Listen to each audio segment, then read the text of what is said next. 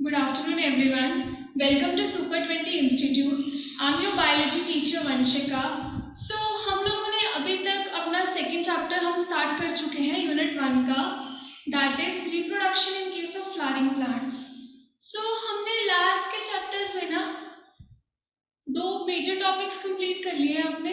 सबसे पहले हमने पढ़ा था डेवलपमेंट ऑफ मेल गैमेटोफाइट, उसके बाद हमने पढ़ा था डेवलपमेंट ऑफ फीमेल गैमेटोफाइट, और उसके बाद हमने अपना पॉलिनेशन वाला टॉपिक स्टार्ट किया हुआ था जिसमें हम सेल्फ पॉलिनेशन के बारे में ऑलरेडी कवर कर चुके हैं. हमने आउटब्रीडिंग डिवाइसेस के बारे में भी कवर कर लिया था, और हम लोगों ने क्रॉस पॉलिनेशन स्टार्ट किया था जिसमें हमने डिफरेंट पॉलिनेटिंग एजेंट्स पढ़े थे. एक कैटेगरी है उनकी बायोटिक पॉलिनेटिंग एजेंट्स की और एक एबायोटिक एजेंट्स. ठीक है, तो जो हमारी एबायोटिक वाली कैटेगरी है उसमें हमारे पास मेजरली दो तरह के पॉलिनेटिंग एजेंट्स ही आते हैं. सबसे पहले हमारे पास आता है वाटर, देन हमारे पास आता है एयर. ठीक है, तो हमने वाटर और एयर को भी कवर कर लिया था. नेक्स्ट हमने बायोटिक एजेंट्स के बारे में हल्का सा ओवरव्यू लिया था कि कितनी तरह के हमारे पास बायोटिक एजेंट्स होते हैं और जैसे उनसे पॉलिनेशन होती है उसके लिए कैसे डिफरेंट डिफरेंट टर्म्स यूज की जाती है.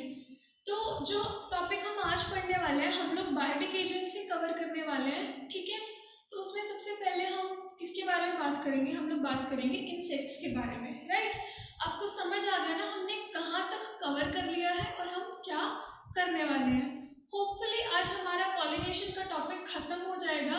ठीक है, with the end of this topic, ठीक है, हमारा जो फर्स्ट इवेंट है that is pre fertilization event, जो फर्टिलाइजेशन के पहले पहले इवेंट्स है that is gametogenesis and pollination, ये हमारा कवर हो जाएगा. देन हम नेक्स्ट क्लास से शुरू करेंगे फर्टिलाइजेशन. ठीक है, कि फर्टिलाइजेशन कैसे हुई, फिर हम अपने फर्टिलाइजेशन वाले टॉपिक्स क्लियर करेंगे. Then at the end of this chapter हम करेंगे पोस्ट फर्टिलाइजेशन इवेंट्स, कि फर्टिलाइजेशन के बाद कौन कौन से इवेंट्स हो रहे हैं. ठीक है, और पोस्ट फर्टिलाइजेशन इवेंट्स के साथ ही हमारा चैप्टर खत्म हो जाएगा. ठीक है, होपफुली नेक्स्ट वीक में हम अपना ये चैप्टर कंपाइल कर लेंगे. ठीक है, I hope I am not very fast और आप लोग मेरी फ्रिक्वेंसी के साथ मैच कर पा रहे हो, बिकॉज जितना आराम से मैं कर सकती हूँ मैं उतना आराम से ही कर रही हूँ. ठीक है, तो अभी हम आज का टॉपिक स्टार्ट करते हैं. तो हम लोग पढ़ने वाले हैं पॉलिनेशन बाय इंसेक्ट्स. ठीक है, तो सबसे पहले तो हमें पता होना चाहिए कि अगर पॉलिनेशन वाया इंसेक्ट्स हो रही है तो उसको हम क्या बोलते हैं. ठीक है, तो क्या बोलते हैं बताया था मैंने आपको जब ये टॉपिक डिस्कस किया था. Pollination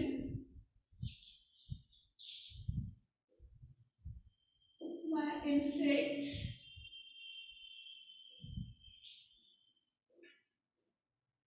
is called as entomophily. Right, कि जब हमारी पॉलिनेशन थ्रू इंसेक्ट्स होती है तो इस केस में हम लोग पॉलिनेशन को एंटोमोफिली के नाम से जानते हैं. ठीक है, अब हमने देखा है कि जैसे ही जो पॉलिनेटिंग एजेंट है वो चेंज हो रहा है वैसे ही उसका नाम चेंज हो रहा है. नाम तो चेंज हो रहा है बट उसके साथ ना कुछ पर्टिकुलर कैरेक्टरिस्टिक्स भी है, वो हमें उनके बारे में पता होना जरूरी है. जैसे कि अब जो प्लांट्स थ्रू इंसेक्ट पॉलिनेट होते हैं उनके कुछ अलग से कैरेक्टरिस्टिक्स होंगे. राइट, तो हम एक एक करके वो डिस्कस कर लेते हैं. ठीक है, तो क्या क्या कैरेक्टरिस्टिक्स होंगे इंसेक्ट पॉलिनेटिंग फ्लावर्स के. ठीक है,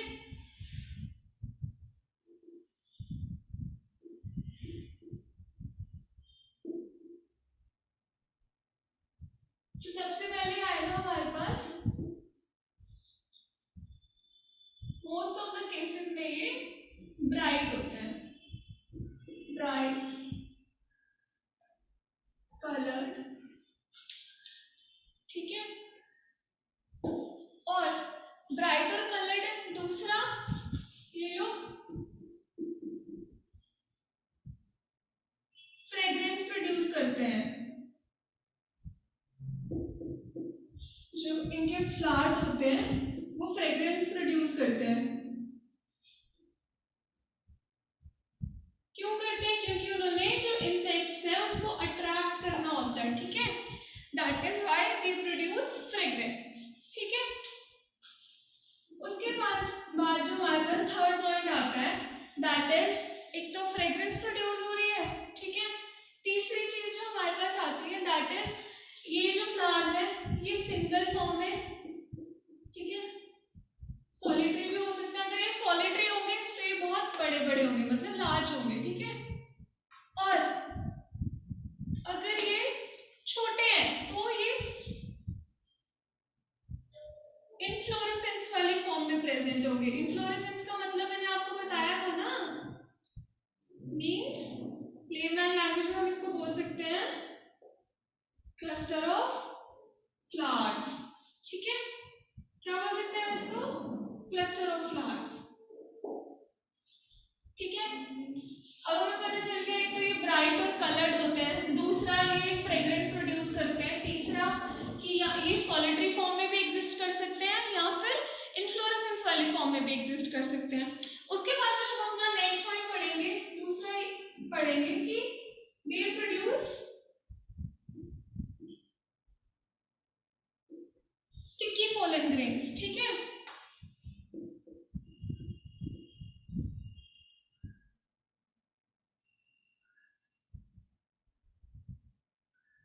ठीक है। वैसे जब हमने एनीमोफिली का केस पढ़ा था उसमें हमने पढ़ा था कि जो हमारे पोलन ग्रेन्स होते हैं बहुत ही छोटे साइज में प्रेजेंट होते हैं, बहुत ही ज्यादा लाइट वेट होते हैं, ठीक है। फिर हमने जब हाइड्रोफिली का केस पढ़ा था उसमें हमने पढ़ा था जो हमारे पोलन ग्रेन्स हैं उनके आसपास एक म्यूसिलेज की शीट प्रेजेंट होती है। क्यों? क्योंकि जो पोलन ग्रेन्स हैं उन्होंने वाटर के थ्रू ही जाना है ना, तो फिर उस केस में वाटर से डेसिकेशन भी तो हो सकती है। तो डेसिकेशन से प्रिवेंट करने के लिए उनके अराउंड एक म्यूसिलेज शीट प्रेजेंट थी। वैसे ही इंटोमोफिली के केस में हमारे पोलन ग्रेन्स के आसपास एक स्टिकी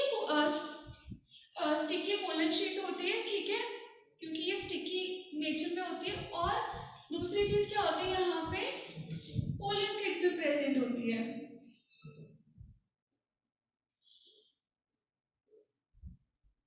ठीक है। और अब यहाँ पे जो सबसे इम्पोर्टेंट पॉइंट आपको याद रखना है ना कि ये जो हमारी पोलन किट है ना, तो ये किससे प्रोड्यूस होती है? कौन बनाता है पोलन किट को?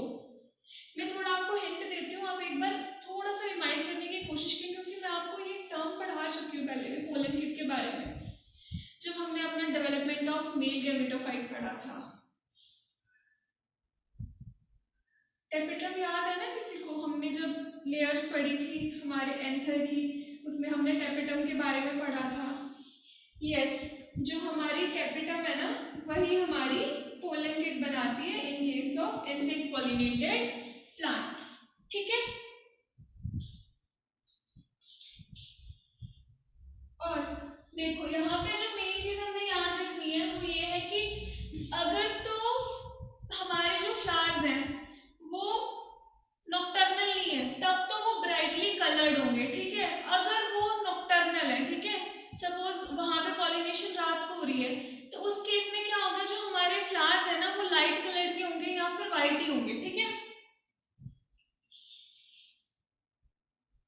तो हम क्या बोलेंगे, इन case of nocturnal plants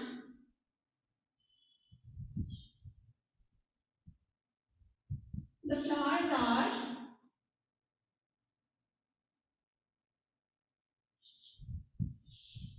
dull or white colored,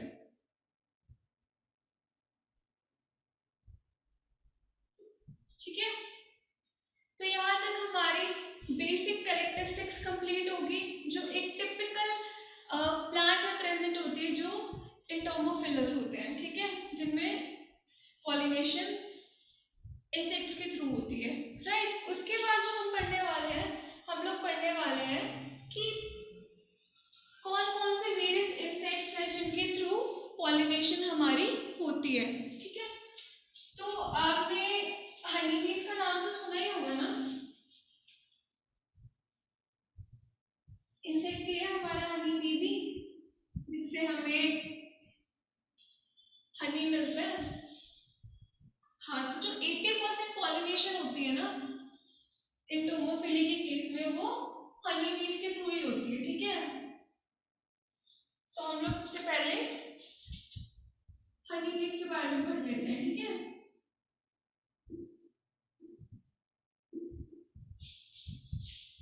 तो सबसे पहले मैंने आपको क्या पॉइंट बताया, दे परफॉर्म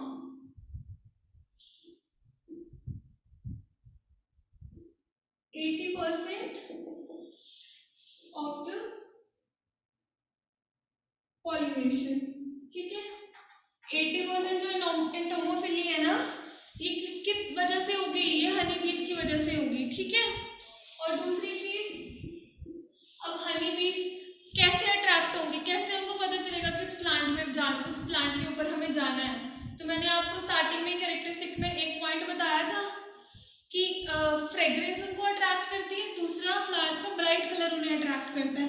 वही सेकेंड पॉइंट यहाँ पे आएगा कि colourful flowers and fragrance attracts the honey bee, ठीक है। ये हमारा एक एजेंट हो गया। उसके बाद हम पढ़ेंगे फ्लाइज एंड बीटल्स के बारे में, ठीक है। तो जो फ्लाइज और बीटल्स है ना हमारी, इनका जो मतलब कैरेक्टरिस्टिक फीचर है ना, इन्होंने उन फ्लावर्स के ऊपर जाना है कि जो बहुत ही गंदी स्मेल करते हैं, ठीक है, जहाँ पे फाउल स्मेल आती है, ठीक है, और you can say foul order, ठीक है। तो यहाँ पे जो फर्स्ट पॉइंट आएगा वो हम क्या लिखेंगे, दे आर अट्रैक्टेड बाय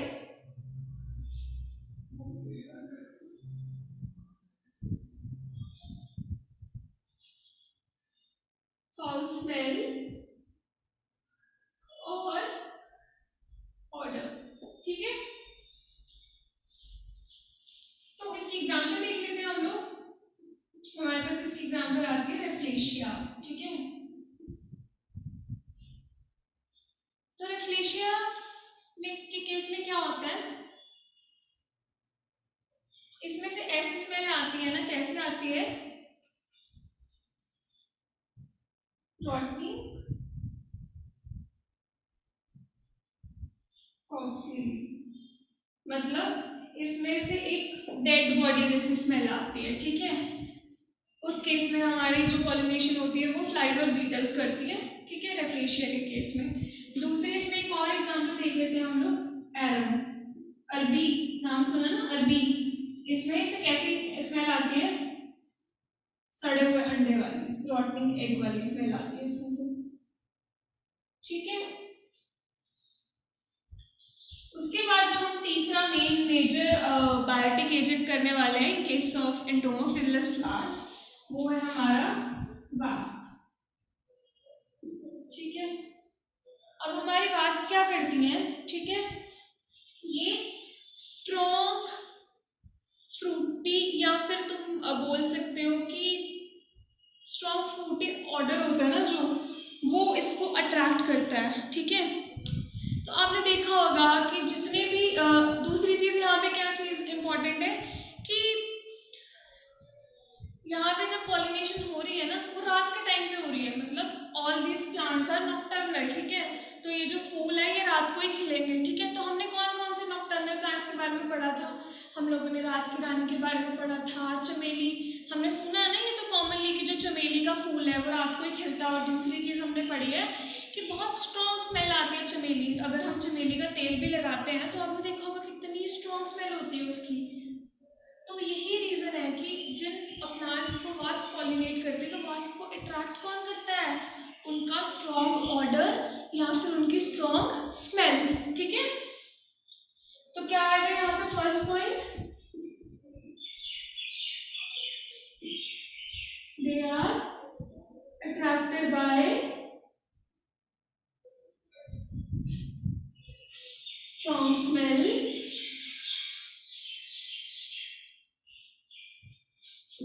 और ऑर्डर, ठीक है। जितने भी प्लांट्स हैं दे आर नॉकटर्नल, ठीक है। तो एग्जाम्पल क्या होगी इसकी, चमेली एंड रात की रानी, ठीक है। अब आप लोगों का होमवर्क है, मैंने आपको रात की रानी का ना साइंटिफिक नेम करवाया हुआ है, और आप लोगों ने कल मैंने क्लास में सबसे पहले आते ही आपसे रात की रानी का साइंटिफिक नेम पूछना है, ठीक है। आपको कॉमन नेम भी याद होने चाहिए, आपको साइंटिफिक नेम भी याद होने चाहिए। यू नेवर नो आपको कहाँ से क्वेश्चन आने वाला है, you have to be prepared for each and everything, ठीक है। तो यहाँ पे जो हमारा इंसेक्ट पॉलिनेशन वाला पार्ट था वो यहाँ पे कंप्लीट होता है, ठीक है। हमने यहाँ पे क्या क्या पढ़ा, सबसे पहले हमने इंसेक्ट पॉलिनेशन वाले फ्लावर्स की कैरेक्टरिस्टिक्स पढ़ी। देन हमने पढ़ा कि मेजरली कौन कौन से इंसेक्ट्स होते हैं जो पॉलिनेशन में हेल्प करते हैं। उसमें सबसे पहले हमने देखा कि जितने 80% जो एंटोमोफिली है ना, it is carried out with the help of honey बीज, ठीक है। और दूसरी हमने क्या पढ़ी, फ्लाइज और बीटल्स के बारे में। उनमें मेन फीचर क्या था कि ये जो गंदी स्मेल होती है ना, लाइक फाउल ऑडर या फाउल स्मेल, ये लोग उससे अट्रैक्ट होते हैं। फिर उसमें हमने एक एग्जांपल पढ़ी रेफ्लेशिया की और एरन की। देन हमने पढ़ा वास्प के बारे में कि जितने भी रात को प्लांट्स होते हैं, मोस्ट ऑफ द नहीं हम कह सकते कि जिनमें ये होते हैं वो नॉकटर्नल होते हैं, ठीक है, ये बोल सकते हैं हम लोग। और दूसरी चीज क्या पढ़ी कि ये बहुत स्ट्रॉन्ग स्मेल होती है, ठीक है, उससे ये अट्रैक्ट होते हैं। जैसे हमने इसमें पढ़ा चमेली के बारे में, रात की रानी के बारे में, ठीक है। तो यहाँ पे हमारा ये वाला पार्ट सब फिनिश होता है, ठीक है। उसके बाद जो हम पढ़ने वाले हैं, हम लोग पढ़ने वाले हैं ऑर्निथोफिली के बारे में, ठीक है। तो आप लोग यहाँ तक नोट कर लीजिए, उसके बाद हम आगे चलते हैं। अब मुझे बताओ ऑर्निथोफिली में कौन सा बायोटिक एजेंट इन्वॉल्व होगा? Can anybody tell me which agent is involved in case of ornithophily? Ornitho word से याद कर लो, पढ़ के आए हो 11th क्लास में, मैमन से पहले वाली क्लास होती है जो, याद करो, दिमाग पे जोर डालो अपने। अकेली 12th थोड़ी पढ़नी है, कंपटीशन में अकेली 12th आनी है, 11th भी आनी है ना, तो तुम्हें रिवाइज याद होना चाहिए कि नहीं, रिवाइज करना है या नहीं? चलो, ऑर्निथोफिली क्या होती है? जहां पे पॉलिनेशन हो रही है बर्ड्स के थ्रू, ठीक है।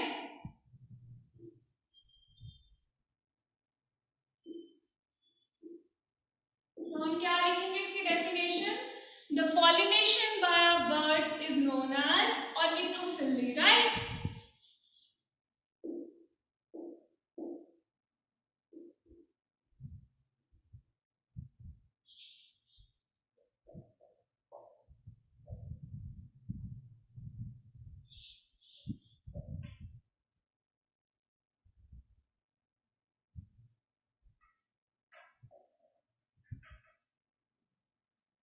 अब हमको देखना है कि जो ऑर्निथोफिली के थ्रू प्लांट्स में पॉलिनेशन होती है वहां पे बेसिकली हो क्या रहा है, ठीक है। तो कौन कौन से बर्ड्स इन्वॉल्व हो सकते हैं यहाँ पे हमारे ऑर्निथोफिली के केस में, ठीक है। तो एग्जांपल देख लेते हैं हम बर्ड्स की। हमारे हमिंग बर्ड्स भी हो सकते हैं, ठीक है, सनबर्ड हो सकता है, ठीक है। ये कुछ बर्ड्स हैं जो हमारे पॉलिनेशन में हेल्प करते हैं, ठीक है। और कौन कौन से ऐसे यू कैन से प्लांट्स हैं जो ऑर्निथोफिली के थ्रू पॉलिनेशन होती है उनमें? सबसे पहले हमारे पास बॉम्बे, ठीक है। और हमारे पास क्या आता है, और हमारे पास हमने एक एग्जाम्पल पढ़ी होगी अगेव की, जब हम लोग वेजिटेटिव प्रोपिगेशन पढ़ रहे थे ना, उसमें हमने अगेव के बारे में पढ़ा था ना। तो हमारे पास दूसरी एग्जाम्पल क्या आएगी, अगेव, ठीक है। अब एक और चीज जो आपको याद रखनी है यहाँ पे ऑर्निथोफिली के केस में, दैट इज कि जो यहाँ पे भी पोलन ग्रेन्स होंगे ना, ये बहुत ज्यादा लार्ज अमाउंट में इंक्रीज होंगे, ठीक है। क्यों रिलीज होंगे लार्ज अमाउंट में? इसका रीजन मैं आपको बताती हूँ, पहले आप ये नोट कर लीजिए मेरे साथ साथ। तो हम क्या लिखेंगे, pollen grains are released in very large amount, ठीक है।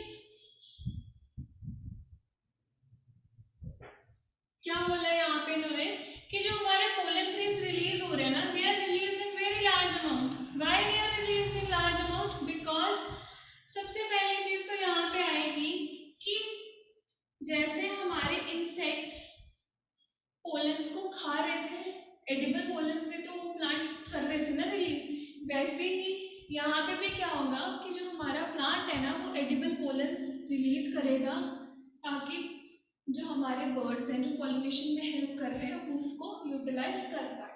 ठीक है, तो मेरे आपको यहाँ पे ये चीज समझाने का मतलब क्या है कि जो ऑर्निथोफिली का केस है ना, वहाँ पे जो हमारे एंटोमोफिली से भी ज्यादा पोलन ग्रेन्स रिलीज हो रहे हैं इस केस में।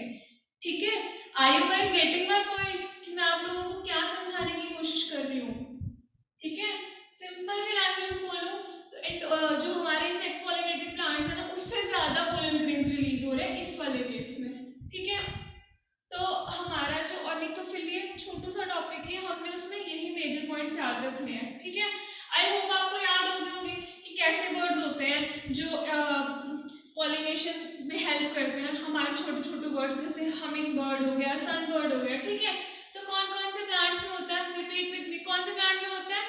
अगेव और बॉम्बेक्स। ठीक है, आपको एग्जांपल्स याद होनी चाहिए with definition with its characteristics. ठीक है, अब हम जो नेक्स्ट टॉपिक पढ़ने वाले हैं दैट इज काइरोपेटाइलोफिली। ठीक है, क्या बताया था काइरोपेटाइलोफिली के बारे में मैंने? यस, मैंने आपको बताया था कि जब हमारी पॉलिनेशन बैट्स के थ्रू होती है उस केस में हम क्या बोलते हैं? काइरोपेटाइलोफिली। ठीक है,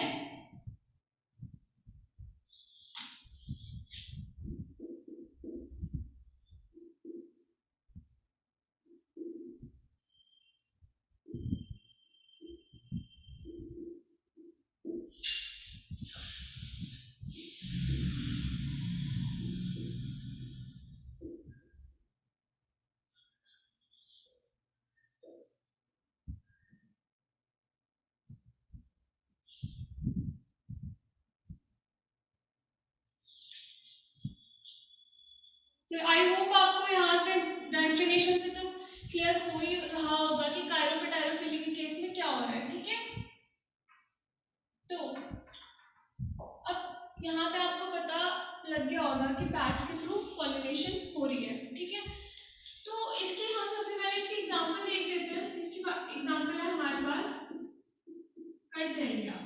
ठीक है, क्या एग्जांपल है? काइजेरिया। स्पेलिंग नोट कर लीजिए आप लोग, KIGELLIA। ठीक है, ये हमारी काइरोपेटाइलोफिली की एग्जांपल है।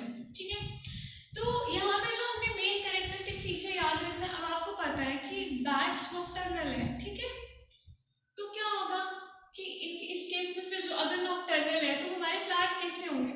हमेशा मोस्ट ऑफ द केसेस में व्हाइट कलर ही होंगे। ठीक है, तो पहला पॉइंट हम ये लिख लेते हैं, फ्लावर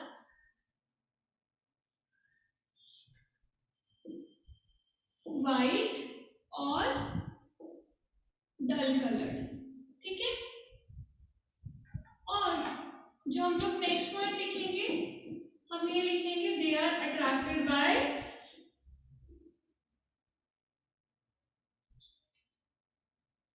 स्ट्रॉन्ग फ्रूटी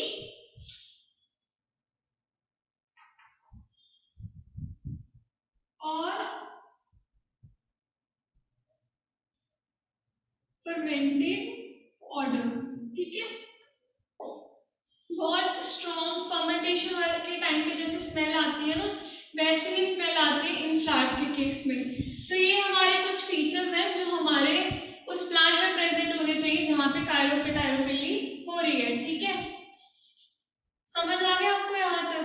ठीक है, अब हम बात करेंगे कि जब पॉलिनेशन हो रही है, जो बायोटिक एजेंट्स वो पॉलिनेशन में हेल्प कर रहे हैं, तो इन रिटर्न उनको फ्लावर्स क्या रिवॉर्ड देते हैं, है ना? जैसे हम किसी की बर्थडे पार्टी में जाते हैं तो हम एक्सपेक्ट करते हैं कि we should get a return gift, right? तो वैसे ही इनको भी थोड़ा रिवॉर्ड्स की एक्सपेक्टेशन होती है। तो किस तरीके से फ्लावर एक पॉलिनेटिंग एजेंट को रिवॉर्ड कर सकता है उसका कुछ हम पॉइंट्स डिस्कस कर लेते हैं। ठीक है, तो हम अभी वो डिस्कस करते हैं।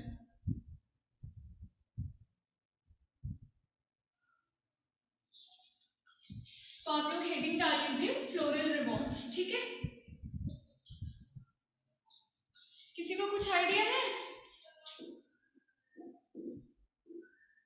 क्या क्या फ्लोरल रिवॉर्ड्स मिल सकते हैं हमें? हमें नहीं, मतलब जो हमारे पॉलिनेटिंग एजेंट्स हैं उनको फ्लावर्स से क्या क्या रिवॉर्ड्स मिल सकते हैं। सबसे पहले तो हमने बात करी pollen grain, edible pollen grain के बारे में बात करी थी ना, तो सबसे पहला पॉइंट हमारे पास यही आएगा, फूड एज पोलन ग्रेन्स। ठीक है, एक तो ये चीज होगी क्योंकि जो हमारे फ्लावर्स हैं बहुत ज्यादा एडिबल पोलन्स रिलीज करते हैं, ठीक है, जिससे हमारे बर्ड्स और इंसेक्ट्स जिन पे फीड करते हैं। ठीक है, तो हमारा फर्स्ट पॉइंट आपको यहाँ तक क्लियर हो गया कि हमारे कैसे वो रिवॉर्ड कर रहे हैं उनको फूड सोर्स प्रोवाइड करके। दूसरा हमारे पास है नर्सरीज। ठीक है, नर्सरीज माने तो कि देखो वो जो हमारे पॉलिनेटिंग एजेंट है वो उनके लिए पोलन ग्रेन लेके आ रहे हैं। ठीक है, इन टर्न वो क्या कर रहे हैं, वो इंसेक्ट के बर्ड्स इंसेक्ट्स को अपने एग ले करने के लिए जगह दे रहे हैं, मतलब नर्सरी वो एज ए नर्सरी फंक्शन कर रहे हैं। ठीक है, तो इसकी एग्जांपल्स हम लोग देख लेते हैं, फाइकस। ठीक है, और इसके पास हमारी एग्जांपल और क्या होती है, यूका, एलोकेशिया। ठीक है, तो इन केसेस में क्या हो रहा है, देखो ये लोग ना ऑब्लिगेटरी रिलेशनशिप में रह रहे हैं ये तीनों प्लांट्स। ठीक है, क्योंकि दोनों को बेनिफिट मिल रहा है। ऑब्लिगेटरी रिलेशनशिप क्या है, कि किसी का भी ना तो नुकसान हो रहा है ना ठीक है, दोनों को म्यूचुअली बेनिफिट हो रहे हैं वो। ठीक है, तो क्या लिखेंगे हम लोग, ऑल दीज प्लांट्स आर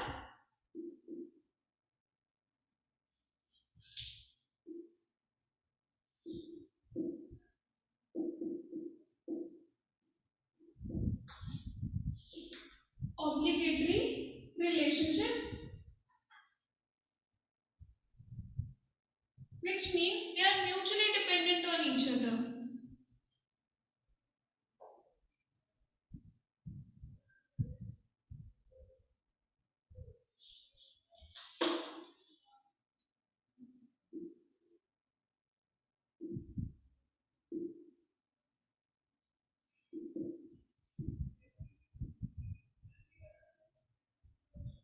ठीक है, तो अब हमारा यहाँ पे क्या हो रहा है कि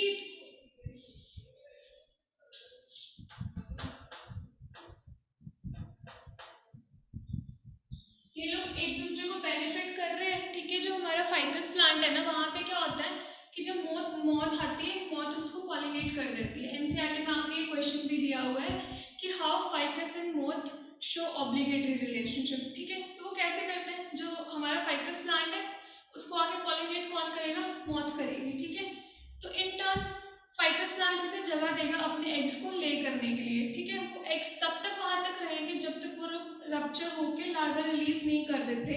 और ये सारा प्रोसेस कब होता है, सीड डेवलपमेंट से पहले पहले। ठीक है, सीड डेवलपमेंट से पहले पहले ये वाला प्रोसेस हो जाता है। ठीक है, तो ये पॉइंट यहाँ पे जस्टिफाई हो गया ना कि कैसे वो लोग एज ए नर्सरी फंक्शन करते हैं इन केस ऑफ, मतलब वो कैसे रिवॉर्ड कर रहे हैं अपने पॉलिनेटिंग एजेंट को।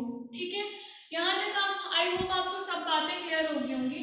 ठीक है, तो यहाँ पे हमारा पॉलिनेशन का टॉपिक खत्म होता है। ठीक है, अब जो हमारे एनसीईआरटी की बुक में नेक्स्ट दिया हुआ पॉइंट, वो हमें दी हुई है advantages and disadvantages of cross pollination. ठीक है, हमें क्या एडवांटेज है क्रॉस पॉलिनेशन की और क्या डिसएडवांटेज है। ठीक है, तो ये हमारे बुक में टॉपिक भी है और हमेशा बोर्ड्स में ये क्वेश्चन आता ही आता है in most of the cases. ठीक है, एक साल नहीं आया तो उससे अगले साल आ जाएगा, मतलब ये क्वेश्चन मोस्ट रिपीटेटिव क्वेश्चन है। ठीक है, जो हमारे बोर्ड्स में आने आने की, what are the advantages and disadvantages of cross pollination. तो हम एक बार इसको डिस्कस कर लेते हैं कि हमारा क्या एडवांटेजेस हैं और क्या डिसएडवांटेजेस हैं। राइट,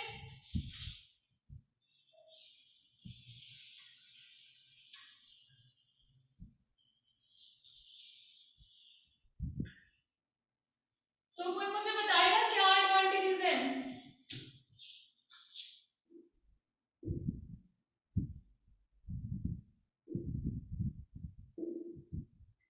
पहले हम करते हैं डायोशियस प्लांट की, ठीक है। अब अगर हमारे पास डायोशियस प्लांट है तो वहां पे obviously it is impossible to carry out self pollination, है ना। वहां पे हो सकती है सेल्फ पॉलिनेशन? बताओ मुझे, मैंने तुम्हें अच्छे से समझाई है ये चीजें। What is dioecious plant, what is monoecious plant, what are unisexual flower, what are bisexual flowers. तो हमारे डायोशियस प्लांट के केस में क्रॉस पॉलिनेशन ही होनी है, ठीक है।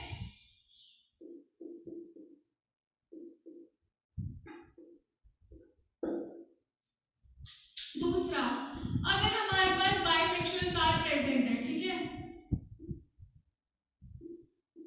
और वो स्टेराइल है। स्टेराइल बोले तो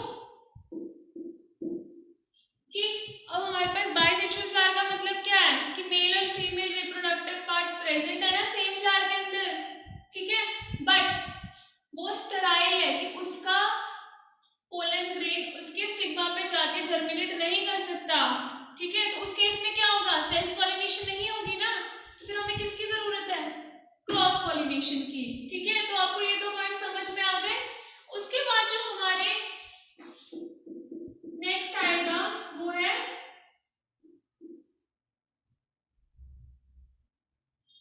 कि जो हमारे नई प्रोजेनी आएगी ना वो अपने पेरेंट्स से ज्यादा बेटर होगी, ठीक है। आज भी ऑल नो कि cross pollination is the only type of pollination which is known to bring out variation in the offsprings, ठीक है। तो इसकी वजह से क्या होगा, हमारे जो ऑफस्प्रिंग्स होंगे वो बेटर बनेंगे अपने पेरेंट्स से, ठीक है। एक पॉइंट ये हो गया। फिर उसके बाद हमने जो नेक्स्ट पॉइंट डिस्कस करना है वो ये है कि जो हमारा, अब अगर हम सेल्फ पॉलिनेशन के केस में हमने इनब्रीडिंग डिप्रेशन पढ़ा था ना, क्या था इनब्रीडिंग डिप्रेशन, कोई मुझे बताएगा क्लास में से, what is inbreeding depression. Inbreeding depression वो कंडीशन होती है जहां पे बहुत टाइम तक सेल्फ पॉलिनेशन हुए जा रही है, बहुत ज्यादा इनब्रीडिंग हो रही है, तो आफ्टर सेवरल जनरेशंस वहां पे क्या आएगा, वहां पे जेनेटिक डिफेक्ट्स आ जाएंगे और इनफर्टिलिटी की कंडीशन आ जाएगी। तो उस चीज को कोप अप करने के लिए हमारी cross pollination is very much beneficial in case of plants, ठीक है। तो हमने ये चार एडवांटेजेस डिस्कस कर ली हमारे क्रॉस पॉलिनेशन की, ठीक है। ये चार पॉइंट्स आप लिख के आएंगे। देन हम बात करते हैं डिसएडवांटेज की, ठीक है। तो डिसएडवांटेज कुछ खास ज्यादा नहीं है, यहाँ पे एक ही मेजर डिसएडवांटेज है। देखो, अब जो हमारे पोलन ग्रेन्स है उसने एक प्लांट से उड़ के दूसरे प्लांट में जाना है, ठीक है। तो अगर वो थोड़ू से रिलीज करेंगे तो फिर वो इंश्योर नहीं करेंगे कि वो वहां पे पोलन ग्रेन पहुंचा भी है या नहीं। तो उस केस के लिए हमारे लिए क्या जरूरी है कि जो पोलन ग्रेन्स है ना वो बहुत ह्यूज अमाउंट में रिलीज हो, ठीक है।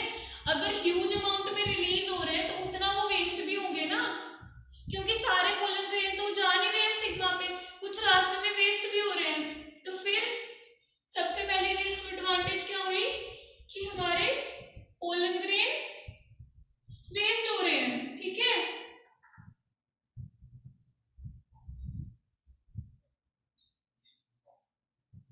और दूसरी, ये एक एनर्जी कंज्यूमिंग प्रोसेस है, ठीक है।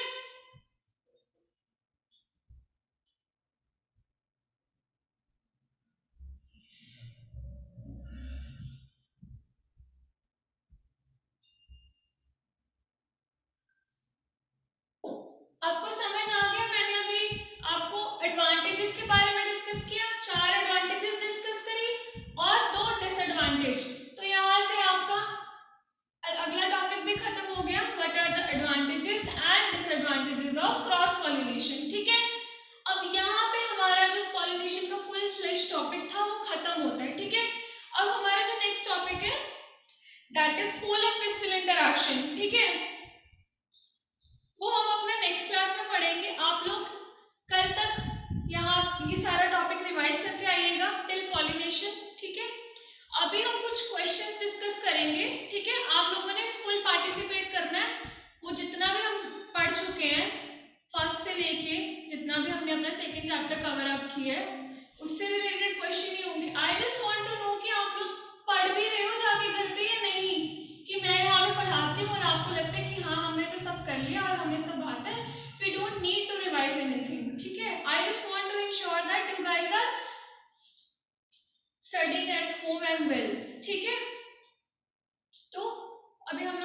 क्वेश्चंस डिस्कस करते हैं, ठीक है। आई होप यहाँ तक सबको क्लियर है, ठीक है। चलो फिर जल्दी जल्दी तैयार हो जाओ अभी क्वेश्चन डिस्कस करने के लिए। देखते हैं कि कौन सबसे ज्यादा, किसको सबसे ज्यादा रिटेन करके रखा हुआ है, ठीक है। पता है इससे हमें इंकरेजमेंट मिलती है जब हम पढ़ते हैं अच्छे से, क्योंकि हमारा मन करता है कि हम अच्छा कर रहे हैं तो हमें इससे और अच्छा करना है, ठीक है। तो सबसे पहला क्वेश्चन, तो अब मैंने आपको आई गेस अभी हार्डली 4-5 दिन भी नहीं हुए, फीमेल गेमेटोफाइट की डेवलपमेंट बताई थी ना, तो उसी से मेरा क्वेश्चन है अभी, ठीक है। जो हमारा फीमेल गेमेटोफाइट है,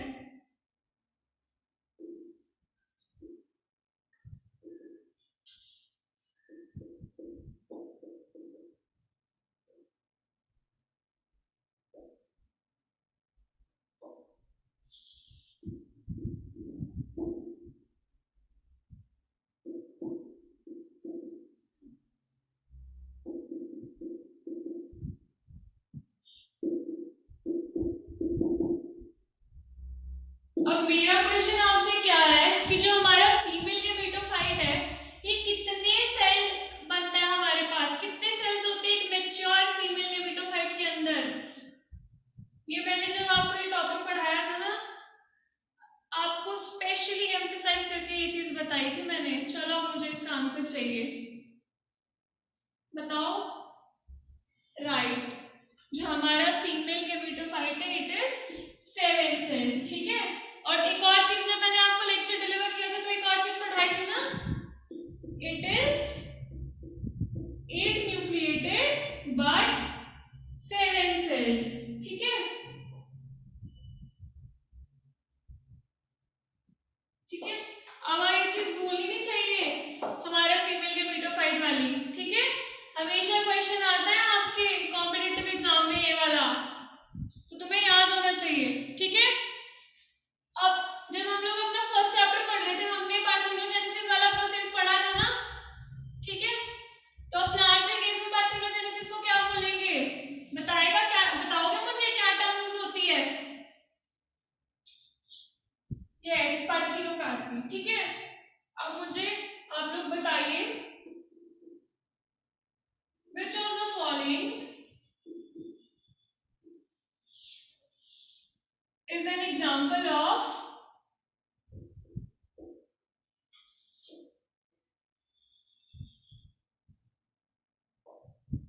पार्थेनोकार्पी, ठीक है। तो मैं यहाँ पे कुछ फ्रूट्स लिख रही हूँ, आप लोगों ने मुझे बताना है कि कौन सा फ्रूट पार्थेनोकार्पी की एग्जांपल है, ठीक है।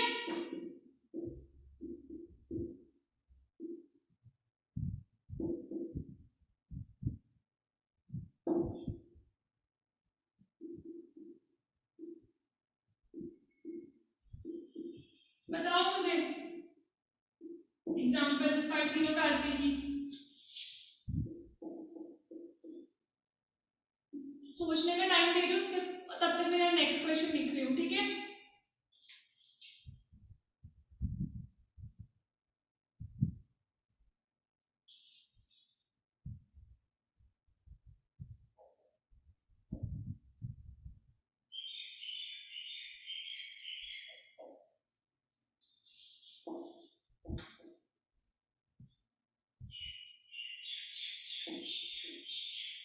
इजी इजी से तो क्वेश्चन है, मैं कौन सा कुछ ज्यादा डिफिकल्ट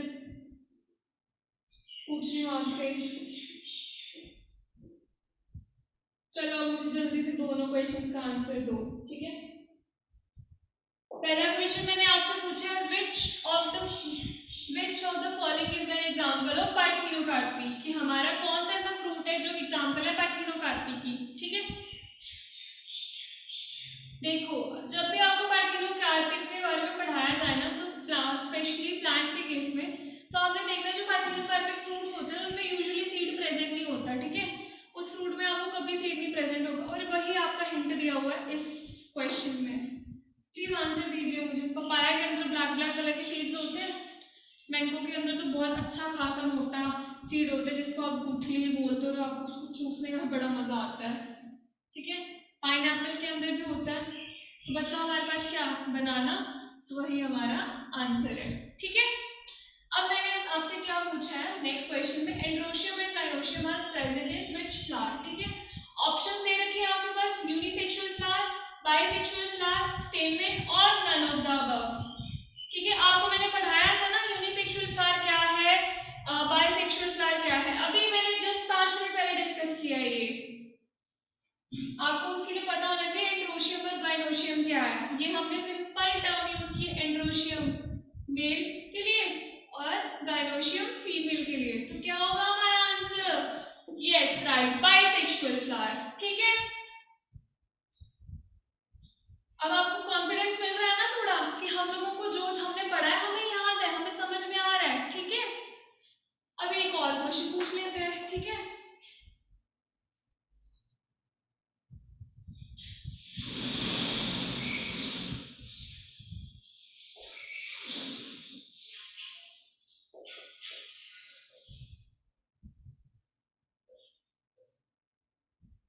क्या पूछ रही हूँ मैं आपसे, megasporogenesis results in the formation of,